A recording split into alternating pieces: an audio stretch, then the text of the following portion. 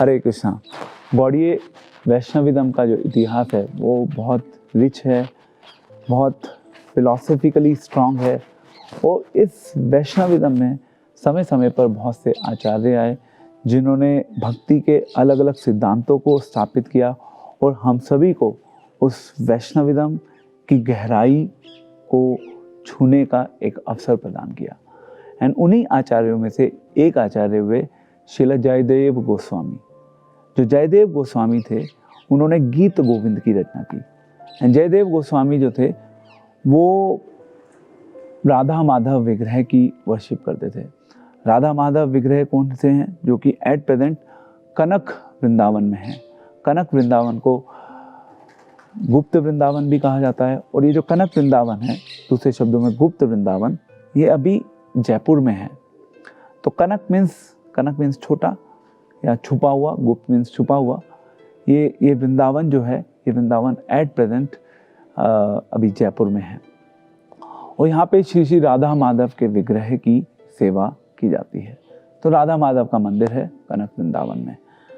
और पहले ही जो डीटीज थे, ये डीटीज पहले like other deities Madan Mohan, Govind Dev ji, Gopinath ji, इन विग्रह की तरह पहले ये डीटीज भी वृंदावन में थे। इनकी जो सेवा है वो वृंदावन में ही होती थी। बट एज वी नो कि मुस्लिम्स के द्वारा वृंदावन में मंदिरों के ऊपर अटैक किया गया और उस समय राधा माधव के विग्रह को भी वृंदावन से जयपुर में शिफ्ट कर दिया गया। तो ये है राधा माधव मंदिर का इतिहास, जिनकी वर्शिप जयदेव गोस्वामी के द्वारा की गई। तो जयदेव गोस्वामी कौन है, थोड़ा सा हम उनके बारे में चर्चा करते हैं। जयदेव गोस्वामी जो है, एक समय की बात है, वो गीत गोविंद के ऊपर उसका अनुवाद कर रहे थे, गीत गोविंद का। तो गीत गोविंद का जब वो अनुवाद कर रहे थे, उस समय वहाँ पे एक पर्टिकुलर पास टाइम का वर्णन आता है, जहाँ पे श्रीमती राधा रानी जो हैं, श्रीमती राधा रानी को गुस्सा आ गया कृष्ण के ऊपर। एंड कृष्ण जो हैं वो राधा को अलग अलग ढंग से, अलग अलग तरीके से मनाने का प्रयास कर रहे थे, पर राधा जो थी वो मानने के लिए तैयार ही नहीं थी। कृष्ण ने अलग अलग प्रयास किए, बट कृष्ण के सभी प्रयास जो हैं वो विफल हो गए। जब कृष्ण के सभी प्रयास विफल हो गए तो कृष्ण ने अपने सिर को राधा रानी के पैरों पर रखने की चेष्टा की। जब इसको वो ट्रांसलेट कर रहे थे जयदेव गोस्वामी, तो जयदेव गोस्वामी को ये कॉन्सेप्ट अच्छा नहीं लगा।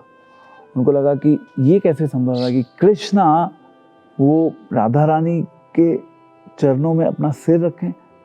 उन्हें लगा कि अगर उन्होंने इसको इस तरीके से ट्रांसलेट किया तो बहुत बड़ी ऑफेंस होगी, ये बहुत बड़ा अपराध होगा कृष्ण के प्रति। तो इमीडिएटली उन्होंने अपनी राइटिंग को वहीं पे छोड़ दिया। राइटिंग को छोड़कर वो इमीडिएटली नदी में स्नान करने चले गए। उन्होंने अपनी वाइफ पद्मावती को बोला एंड वो नदी में स्नान करने के लिए चले गए। अब जब वो नदी में स्नान कर रहे थे, वहाँ पे उस समय कृष्ण आए। कृष्ण किस रूप में आए? कृष्ण आए जयदेव गोस्वामी के रूप में। तो पद्मावती जो कि जयदेव गोस्वामी की वाइफ, उन्होंने देखा कि यहाँ पे उनके पति नहा धोकर वापस आ गए हैं, तो उन्होंने उनको भोजन परोसा। एंड कृष्ण जो कि जयदेव गोस्वामी के रूप में थे, उन्होंने भोजन लिया। एंड भोजन लेने के बाद वो अपना राइटिंग में जो जहाँ पे छोड़ा था जयदेव गोस्वामी ने उस राइटिंग को, उसको कंटिन्यू कर दिया। अब जब उन्होंने कंटिन्यू किया, इमीडिएटली उसके बाद कृष्ण के रूप में जयदेव गोस्वामी वहाँ से चले गए। एंड जो ओरिजिनल जयदेव गोस्वामी थे वो फिर से वापस आ गए नहा धोकर स्नान करके। एंड जब वो वापस आए तो उन्होंने अपनी पत्नी पद्मावती से कहा कि भाई मुझे भूख लगी है, मुझे खाने को कुछ चाहिए। तो उसने कहा कि अभी तो मैंने तुम्हें प्रसादम सर्व किया है, फिर दोबारा से तुम भूखे हो, क्या चक्कर है? तो जो जयदेव गोस्वामी थे उनको थोड़ा आश्चर्य, उन्होंने कहा कि मैं तो अभी स्नान करके आया हूँ। और फिर जयदेव गोस्वामी इमीडिएटली जहाँ पे वो अपना लिख रहे थे, ट्रांसलेट कर रहे थे गीत गोविंद, वो इमीडिएटली वहाँ पे गए। जब वो स्थान पे गए तो वहाँ पे उन्होंने देखा कि वो जो राइटिंग थी, जहाँ पे उन्होंने उस राइटिंग को छोड़ा था, इनकम्प्लीट थी वो, क्योंकि उनको डाउट हो गया था, उन्हें डर था कि कहीं वो ऑफेंस ना कर दे। वो जो राइटिंग इनकम्प्लीट थी वो कंप्लीट हो चुकी थी। दूसरे शब्दों में कृष्ण जो हैं, कृष्णा श्रीमती राधा रानी के चरणों में अपना सिर रख रहे थे, जो कि सत्य था। एंड जयदेव गोस्वामी ने जब वो पढ़ा तो जयदेव गोस्वामी ने अपनी वाइफ को सारी घटना बताई। उन्होंने कहा कि तुम बहुत सौभाग्यशाली हो कि तुम्हें कृष्ण की प्रत्यक्ष सेवा करने का अवसर मिला है। कृष्ण आए थे, उन्होंने प्रसाद भी लिया, उन्होंने इस प्रकार से इस सेंटेंस को भी कंप्लीट किया। तो ऐसे महान भक्त थे जयदेव गोस्वामी। एंड इस पर्टिकुलर पास टाइम से हम क्या सीख सकते हैं, किस प्रकार से जो कृष्ण हैं, कृष्ण श्रीमती राधा रानी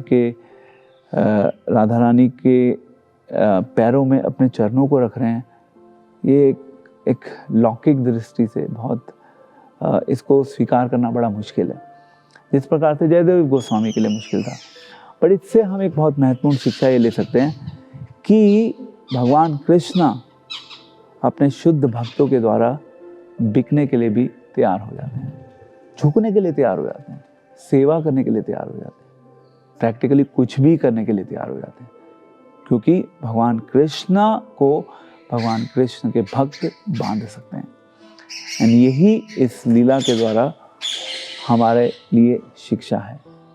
तो ऐसे शुद्ध भक्त जो हैं वो हमारे लिए पूजनीय हैं, वंदनीय हैं। हम उनसे प्रेरणा लेके अपने आध्यात्मिक जीवन में प्रगति करने का प्रयास करते हैं।